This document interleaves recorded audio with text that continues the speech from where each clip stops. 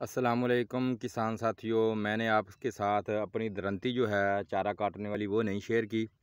अभी मैं आपके साथ ये शेयर कर रहा हूँ। ये जो दरंती है मैंने बाज़ार से ख़रीदी थी। ये बनाई गई है, जो आरा होता है लकड़ियाँ काटने वाला, उसकी जो पतरी होती है उससे ये बनाई जाती है।